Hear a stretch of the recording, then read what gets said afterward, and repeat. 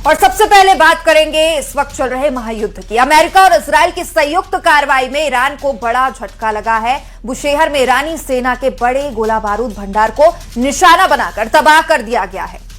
पूरे इलाके में लगातार तेज धमाके होते रहे और आसमान आग और धुएं की ऊंची लपटों से जगमगा उठा, जो साफ दिखाता है कि वहां मिसाइलों और हथियारों का भारी स्टॉक मौजूद था।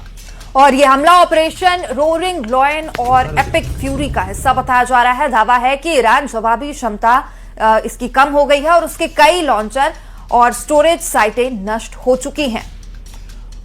ये तस्वीरें लगातार दोनों तरफ से वार पलटवार जारी है और अभी ईरान के एक बड़े स्टॉक पर या कहें गोला बारूद स्टॉक पर निशाना बनाया गया, जिसे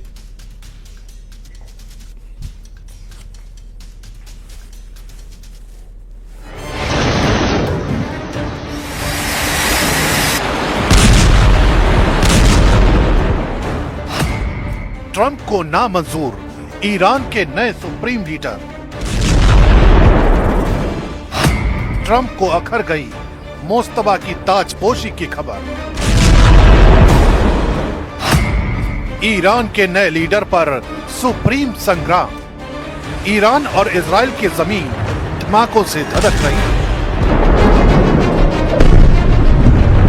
इस कोहराम के बीच अमेरिका के राष्ट्रपति डोनाल्ड ट्रंप की नाराजगी पश्चिम एशिया में नई मुसीबत ला सकती है। अमेरिकी राष्ट्रपति डोनाल्ड ट्रंप के बयान के मुताबिक खामेनेई की विरासत के अगले वारिस मोस्तबा उन्हें नामंजूर है। मोस्तबा खामेनेई का सुप्रीम लीडर बनना स्वीकार नहीं है। वे पुरानी कट्टर नीतियों को ही आगे बढ़ाएंगे। ईरान को ऐसा नेता चाहिए जो शांति लाए। अगर गलत नेतृत्व आया तो फिर युद्ध होगा। ईरान के नेतृत्व पर दुनिया की सुरक्षा निर्भर है। यानी ट्रंप चाहते हैं कि ईरान पर शासन करने वाला उनकी पसंद का हो। दरअसल ईरान की राजनीति में सुप्रीम लीडर का पद सबसे शक्तिशाली माना जाता है। इस पद पर लंबे समय तक अली खामेनेई रहे। 28 फरवरी को एयर स्ट्राइक में उनकी हत्या के बाद उनके उत्तराधिकार को लेकर चर्चा तेज हुई। नाम आया उनके बेटे मोस्तबा खामेनेई का। इसी बीच अमेरिका के राष्ट्रपति डोनाल्ड ट्रंप ने कहा, ईरान के अगले सुप्रीम लीडर के चयन में अमेरिका की राय होनी चाहिए। ट्रंप का कहना है कि अगर ईरान में ऐसा नेता चुना जाता है जो पुरानी नीतियों को जारी रखेगा तो क्षेत्र में तनाव बना रहेगा। लेकिन एक्सपर्ट मानते हैं कि सुप्रीम लीडर का पद इतना शक्तिशाली है कि उसका फैसला पूरी तरह ईरान की आंतरिक व्यवस्था के तहत होता है। यही वजह है कि ट्रंप का बयान तेहरान में सीधी दखलंदाजी के तौर पर देखा जा रहा है। अब समझते हैं। और पश्चिम एशिया का हम जिक्र कर रहे हैं। पश्चिम एशिया में जंग जारी है। ईरान ने लगातार टारगेट किया है ईरान और इजराइल और अमेरिका को एक साथ कई अरब देशों को निशाना भी बनाया है। तो यूएई की राजधानी अबू धाबी में एयर डिफेंस सिस्टम ने ईरानी ड्रोन और मिसाइलों को आसमान में ही मार गिराया, जबकि दुबई के एक रिहायशी इलाके में जोरदार धमाके की खबर है। बहरीन की राजधानी मनामा में 2 होटलों को निशाना बनाया गया और देश की सबसे बड़ी बापको तेल रिफाइनरी में मिसाइल गिरने से भीषण आग लग गई। वहीं कुवैत में अमेरिकी सैन्य बेस के पास धमाकों की खबर भी सामने आई है। उधर कतर की राजधानी दोहा में ईरानी हमलों के बाद patriot air defence system active हो गया है। कई मिसाइलों को इंटरसेप्ट किया गया है।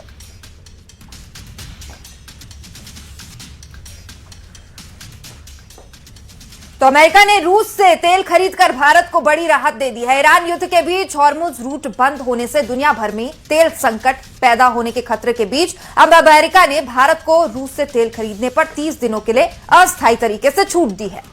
बीजेपी के प्रदीप भंडारी ने एक्स पोस्ट पर लिखा, भारत विरोधी राहुल गांधी और कांग्रेस को करारा जवाब मिला, जिन्होंने तेल की कमी की झूठी खबरें फैलाकर दहशत फैलाने की कोशिश की।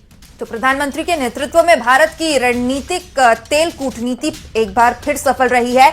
और वहीं इस मुद्दे को लेकर कांग्रेस ने भी बीजेपी पर हमला किया। कांग्रेस नेता राजीव शुक्ला ने इसे भारत के लिए शर्मनाक बताते हुए कहा कि अमेरिका कौन होता है ये तय करने वाला कि भारत कितना तेल खरीदे।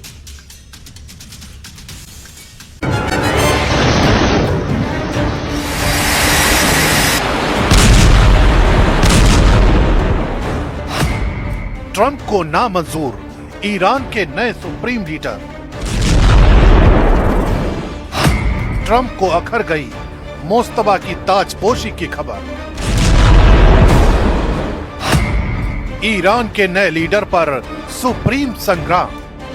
ईरान और इजराइल की जमीन धमाकों से धधक रही। इस कोहराम के बीच अमेरिका के राष्ट्रपति डोनाल्ड ट्रंप की नाराजगी पश्चिम एशिया में नई मुसीबत ला सकती है। अमेरिकी राष्ट्रपति डोनाल्ड ट्रंप के बयान के मुताबिक खामेनेई की विरासत के अगले वारिस मोस्तबा उन्हें नामंजूर है। मोस्तबा खामेनेई का सुप्रीम लीडर बनना स्वीकार नहीं है। वे पुरानी कट्टर नीतियों को ही आगे बढ़ाएंगे। ईरान को ऐसा नेता चाहिए जो शांति लाए। अगर गलत नेतृत्व आया तो फिर युद्ध होगा। ईरान के नेतृत्व पर दुनिया की सुरक्षा निर्भर है। यानी ट्रंप चाहते हैं कि ईरान पर शासन करने वाला उनकी पसंद का हो।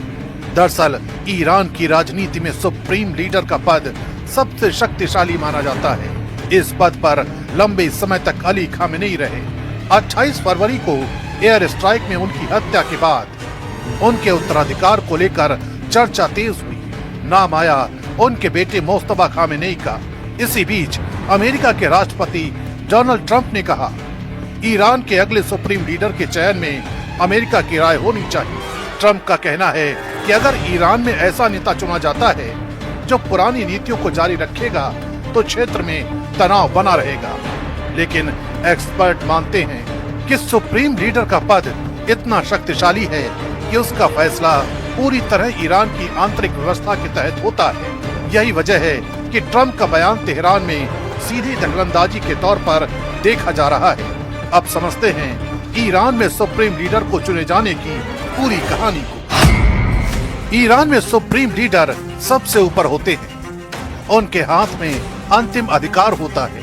सुप्रीम लीडर ही न्यायपालिका के प्रमुख यानी हेड ऑफ जुडिशरी की नियुक्ति करते हैं। यही न्यायपालिका प्रमुख आगे गार्डियन काउंसिल के कई सदस्यों की नियुक्ति में भूमिका निभाता है। गार्डियन काउंसिल चुनावी उम्मीदवारों की जांच करती है और संसद के अलावा राष्ट्रपति चुनाव की वैधता तय करती है।